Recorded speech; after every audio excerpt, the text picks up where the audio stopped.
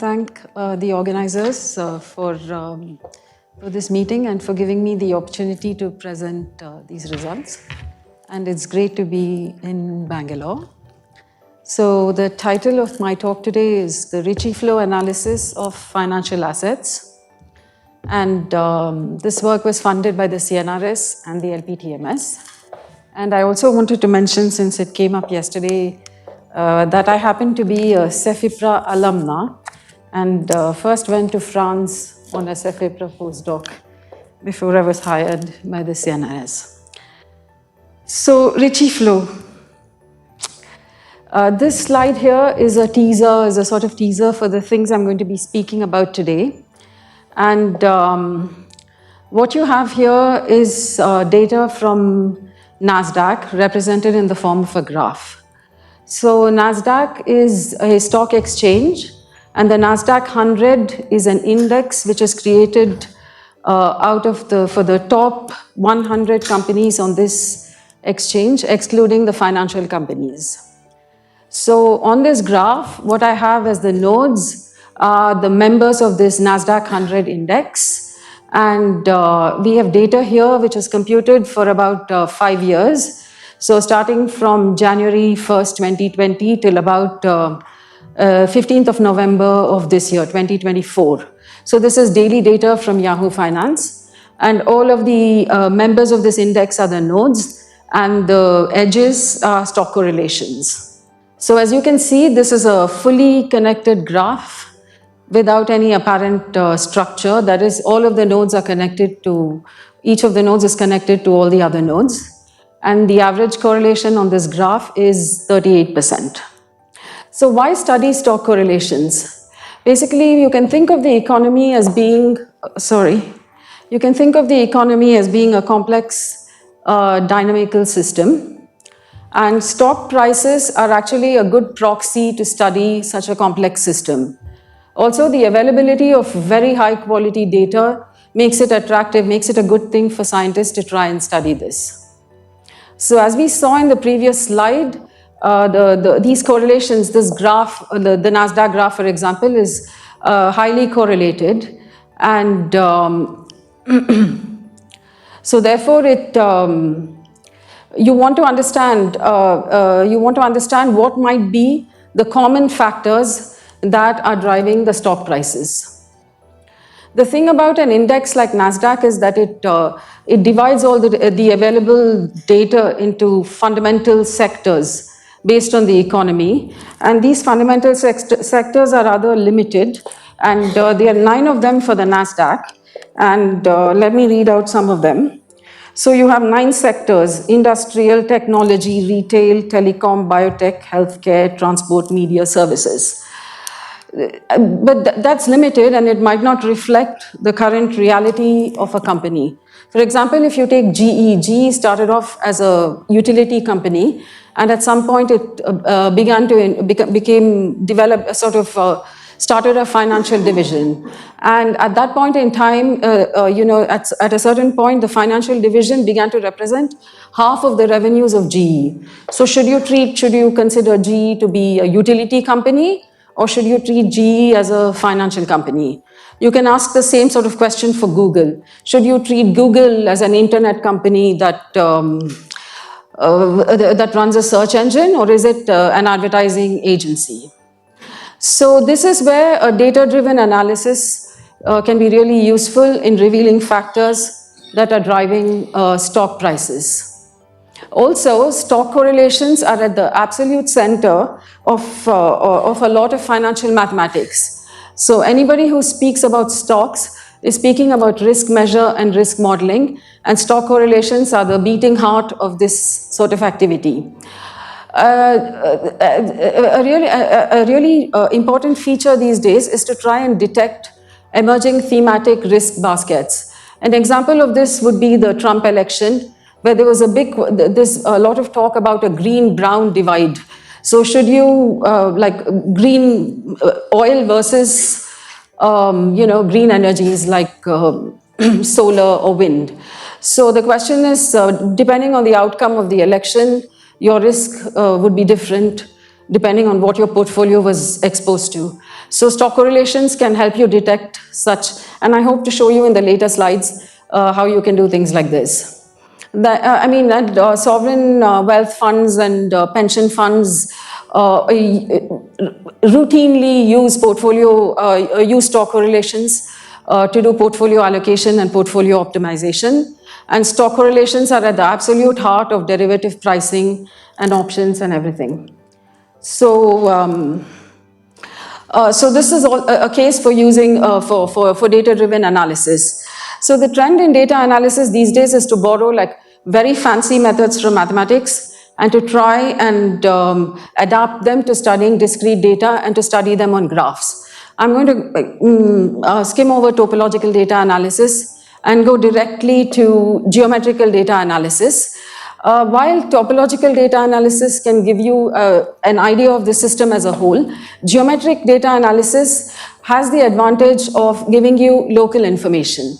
So geometric data analysis is centered around curvatures, and in particular the Ricci curvature.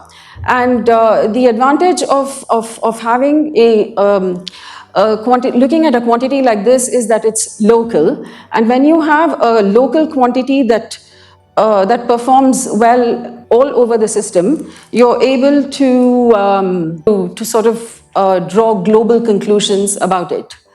You're able to draw conclusions about the geometry. You'll see how that works out.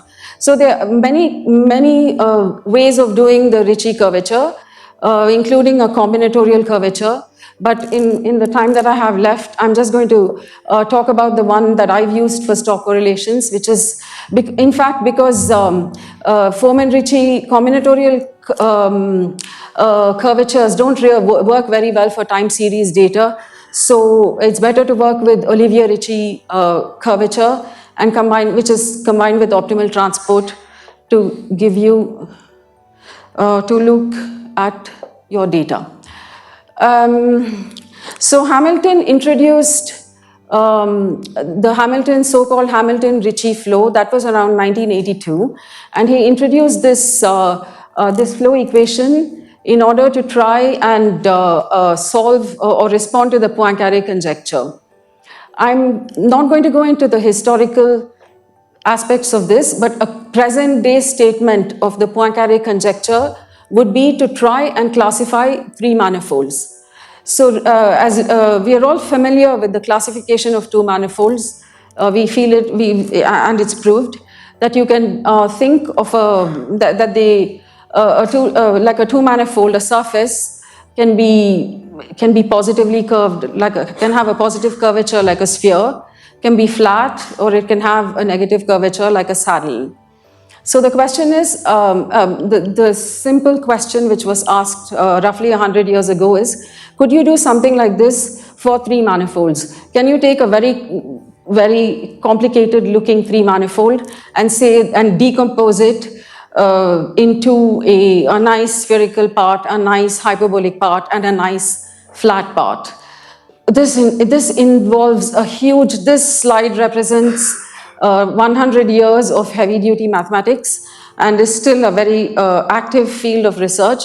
So let me just say that Perelman solved this in 2003 onwards using ideas of the Hamilton-Ricci flow. And here you have a definition of the Ricci flow equation. So the Ricci flow equation, Hamilton defined the Ricci flow equation to look like the heat equation. So this is like a heat equation, except that it's written over the family of metrics in a parameter space of metrics. And his reason for doing this is that just as the heat equation gives you a sort of uniform temperature over your surface, he wanted to take the metrics and to use the curvature to smooth out the metrics and thereby see if he was able to, to try and see what happens to a surface or a manifold under the action of this. So on the right hand side you have the Ricci curvature tensor. So this is not the heat equation, it's highly nonlinear because this thing contains all the double derivatives of the metric of Gij. Also this flow is prone to singularities, and they had to develop a whole technology called surgery to deal with these singularities, and you'll see a sort of a simpler version of this on graphs later. No, I'm going to skip this slide. So what I want to show you is just what does Ricci flow look like. So here I have a surface of revolution, and this is a surface. This surface was generated by Rubinstein and Sinclair. And now what we're going to do is, you can see that it has parts with positive curvature, and you also see that it has parts with negative curvature. So let's see what Ricci flow looks like on this. So as you do the evolution of this space using this manifold using the Ricci, you see that the parts that the curve, this surface of revolution is already smoothing out, and the parts of negative curvature are expanding, and the parts of positive curvature are shrinking, and they're all coming together, and you find a sphere, which is the expected result in 2 dimensions. So this is the expected result in 2 dimensions. All of this was for continuous continuous nice Riemannian manifolds. So if we have an expectation to do this on discrete data, the big breakthrough for taking techniques such as these and applying them to discrete data came from the work of Yann Olivier. And Olivier's breakthrough was to be able to define a Ricci curvature for a metric space, not just for a parametric space of metrics. And the thing that Olivier considered was to take 2 infinitesimal balls in a unit metric space and to sort of move them along a geodesic, and to compare the distance of the centers and the distance between the balls. So that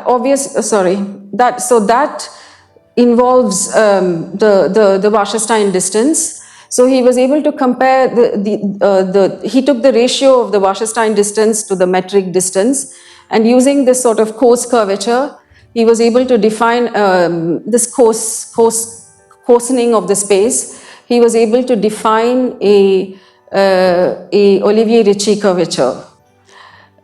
This is very technical, but please bear with me. So just to give you an idea of what it looks like, you'd have the spherical surface, which has the kappa which is greater than 0, and then flat with kappa equal to 0, and negative with kappa less than 0. And the graphs, I'm anticipating myself a little. The graph would be a fully connected graph. This would be like a flat graph, and this would be a hyperbolic graph. Yeah, so I'm anticipating, I'm going to skip the graph. I'm going to ask you to believe me that this equation carries through for a graph. So we have kappa, the edge curvature of a graph is going to look like 1 minus the Wasserstein distance over dij.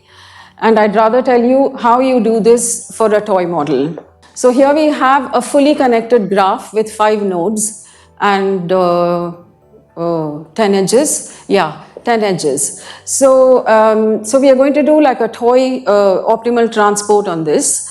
So what I'm going to do is I'm going to take a mass, a unit mass, and I'm going to distribute it over I and all of its neighbors. So I'm going to put half of that unit mass on this site I and distribute the remaining 1/2 on all of its neighbors. Now I want to do optimal transport, so I want to shift the mass, this full distribution of M over I and its neighbors onto J. The nice part about dealing with a fully connected graph is that I and J have common neighbors. So all I need to do is to shift mass from I to J.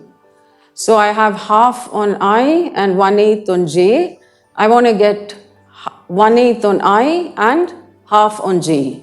So that's quite a simple calculation. You do half minus 1/8, you get 3/8.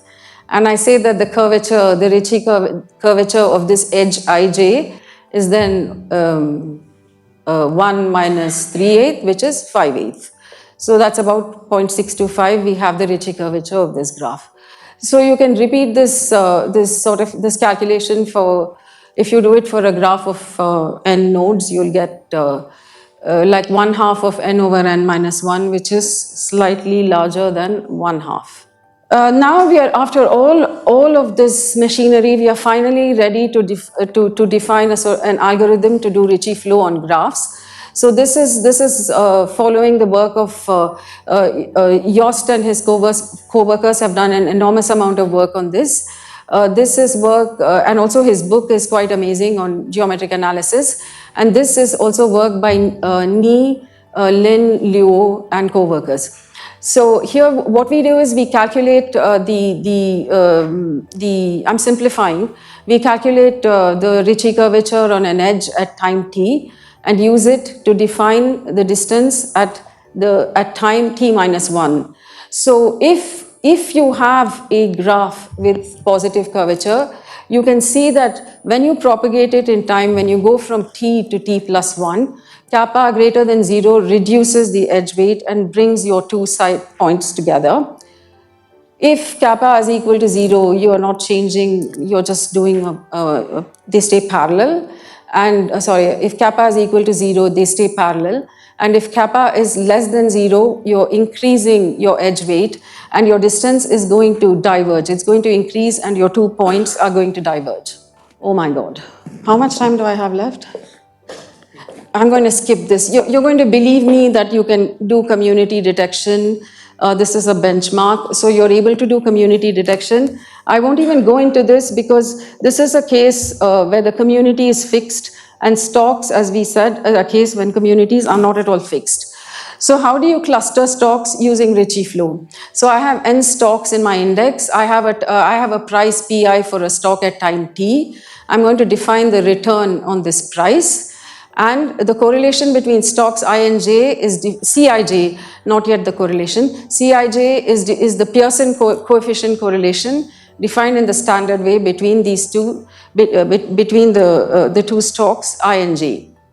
Now using this Pearson correlation, I can define a distance between two stocks I and j, and I can use this distance to define a graph where each vertex of this graph is a stock I, and the edge weights, and the distances are the edge weights. So stocks are positively correlated, and you have a fully connected graph, which would correspond to the spherical case, a difficult case. And how do you start to analyze this? Here we have data for this is a toy model. And this is a model which is, so stock correlations have been around for a very long time, but the econophysics community discovered them roughly in 1999 with Mantegna's work, and that continues to be the benchmark till today. And this is the 10 stocks toy model, which is Tumminello, Lillo, and Mantegna's work from 2008. So they picked up 10 stocks and they built up the correlation matrix for it, and they used a minimal spanning tree to analyze this data. And so, sorry, I have to read this slide. So as you can see, these stocks are sort of clustered into 3 sectors. So I prefer to look at this. So this is the blue is the energy stocks. The red is the tech, if I remember right. The red is the tech, and the green are the energy stocks. See, this is why I have so many notes. I can tell you the names of this. So now we come to our toy model Ricci flow. We are going to do Ricci flow on this cluster. So you can see you can recognize some names. You have IBM, you have Motorola, and so on. I'll tell you the names as we go along. So the average correlation on this graph is 40%. So now what happens when we start to do Ricci flow on our model? Right, here you have the distribution of edge weights before you've done anything on the graph, and we calculate our starting histogram of Ricci curvatures.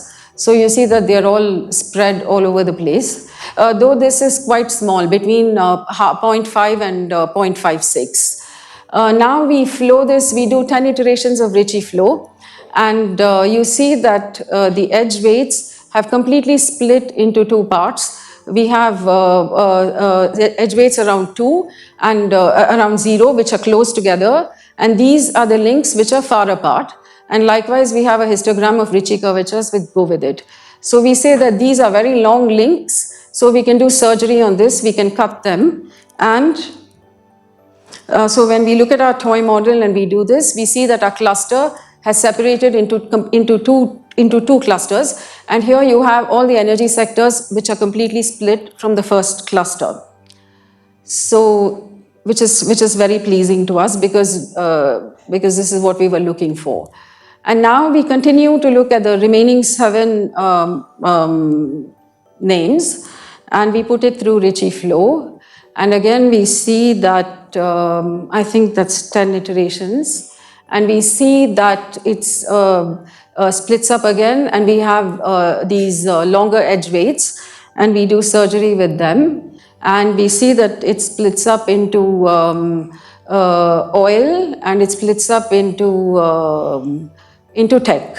So we are quite happy to be able to recover the Mantegna's result on the toy model using Ritchie flow, especially because doing a minimal spanning tree is quite unstable. It depends to a great extent on the initial conditions of your data. So if you add an extra day, if you take your correlations 1 extra day and calculate the matrix, you can get a different result. Yeah, depending on your matrix. Also, we'll compare them in a bit. I have 3 minutes left to tell you all the main results of this work, which is the analysis of the NASDAQ 100 index, which is the same thing that you saw previously, fully connected with a correlation of 38%. So this is what the edge weights look like, and here we have the histogram of Ritchie curvatures, and you see, yeah, I wanted to say that this normally, if you looked at 1/2 of n over n minus 1, this should be like slightly above 0.5, but because all the edge weights are not equal to 1, this is slightly less than 0.5. Which is okay. So here we have our histogram, and now we are going to do Ritchie flow. We are going to flow this, and we see that. Oops. We see that nothing much happens at 5. Around 10 iterations, you see that the data starts to split, and we have a nice good split at 15 iterations on the NASDAQ 100. So here this is split into 2 groups of 34 and 66 stocks. So we want to look at let's look at the first. Let's look at the big cluster. Let's look at this doing a second level of Ritchie flow on the big cluster of 66 stocks here.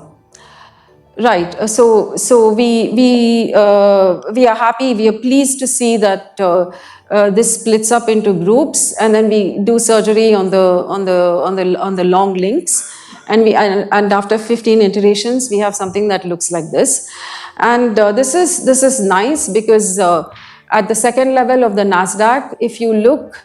I'm really sorry, this slide is not very readable, but believe me that this is a level, this one is a bunch of semiconductor stocks. This is a bunch of semiconductor stocks. Now this is great, and it's interesting because the conspicuous absence in the semiconductor stock thing is that first of all, it's interesting because risk there's given the explosion of AI and given the explosion of graphical using those graphical chips to do that. There's a huge amount of risk associated with being exposed to these stocks. So it's great to split out the semiconductor cluster, and what's most interesting is that NVIDIA is conspicuously absent from this semiconductor cluster. Everything, and NVIDIA is really the top performer if you look at the NASDAQ for this year. So that's interesting because we come back to thematic baskets. You will look at the next slide and I'll tell you what we can say about this. So once again, we take the, what did I miss? Sorry. Okay, really sorry. Did I start late? No. Okay. So we took the thing, the other one, the big one, and then we did level 3 on it. And here, this is what we find. So this cluster that we looked at, this, you know, when I looked at it before last week, I said this is the worst performers. This is the worst performance of NASDAQ. So at least it contains some of the worst performers of NASDAQ. And on Friday, and I mean, when I landed in Bangalore and the news came out, it's actually that this is a piece of information that they wait for at the end of the year that happens. So NASDAQ has actually officially removed Moderna. Moderna is no longer a part of the NASDAQ index starting from last Friday. So this is good. So this is good because this index, and I apologize again, I didn't have time to make this slide properly. I'm going to tell you the names because this thing, this slide has it has the worst. It has Moderna, PDD, and MongoDB. These are amongst the 10 worst performers, and then it has also DoorDash and another stock which are amongst the 10 best performers. So we see here that we are able to capture extremes, we are able to capture the outliers by doing this analysis. So there are a number of points that I want to bring out in this. It's that first of all, that Richeflow is able to cluster an index like the NASDAQ, and it's able to produce meaningful data about it. The baskets, it's able to produce clusters which are like thematic baskets and which are going to allow you to calculate your risk associated with these. So each of these points, like finding the worst performers, being able to make a basket with the tech stocks, and the best performer, NVIDIA, being among the main market movers, all of these are very subtle and structured information about the stock market, which would be really difficult to have by any other means. Also, minimal spanning tree, which has been the main means that has been used for about 20 years in this field. So this is quite exciting. It's quite exciting. There's a lot of work to be done. There are a lot of future directions in this work. First of all, the NASDAQ is just one index. There are other indices. There are other companies. And most interesting thing that I'd like to do next is to try to be able to look at the curvature around the crashes. And I didn't have time to go into this, but the last point is that Richeflow gives you the opportunity to be able to classify the links in your system. So it's a great way. A hyperbolic link is a weak link in any system, and it's a great way to expose fragility in your supply chains. The OT algorithm, this is a mine. It's of amazing things that can be done with it, and I hope to be able to do some of those things in the future. And thank you very much for giving me this. Thank you for your attention.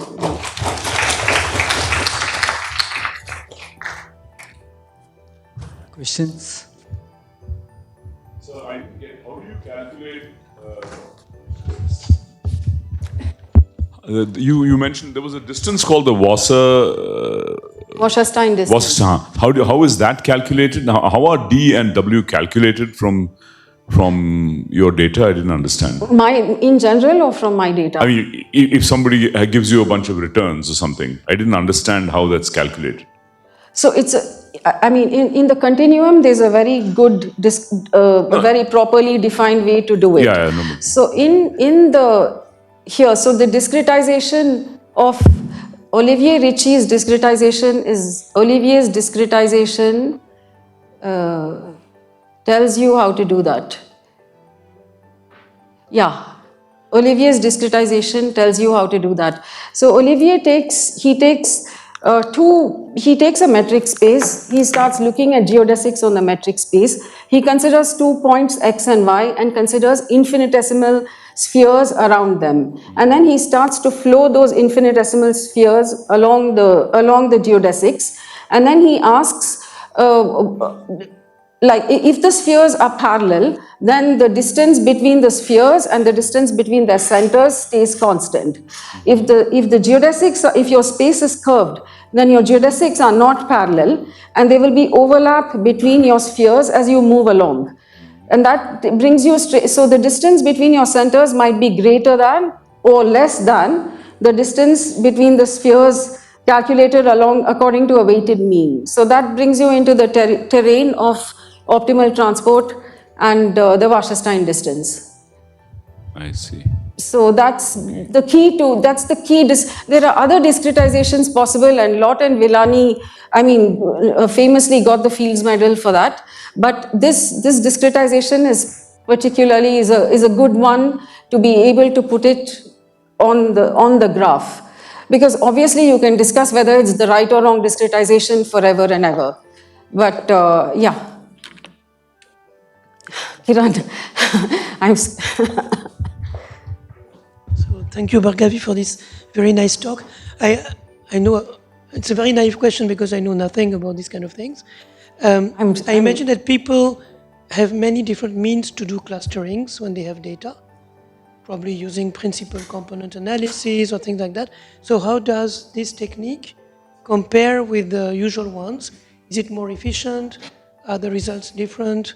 And things like that. And another question is, can you apply that to, I don't know, genetic trees or biology or I don't know, other things? Yes, community detection is a huge field. Community detection, and there are papers, there are review articles, the Newman review article, there's the Fortunato review article, and it's a huge field, and amongst the methods that are used are the ones that you applied. So the reason that first of all, this graph stock correlation is a bit special in the sense that this is a fully correlated spherical graph. So while the idea of Ricci flow is that you take a manifold and then you flow it and you separate it and your spherical parts will come together and your hyperbolic parts will fall apart, will separate. This is a spherical manifold which is prone to have,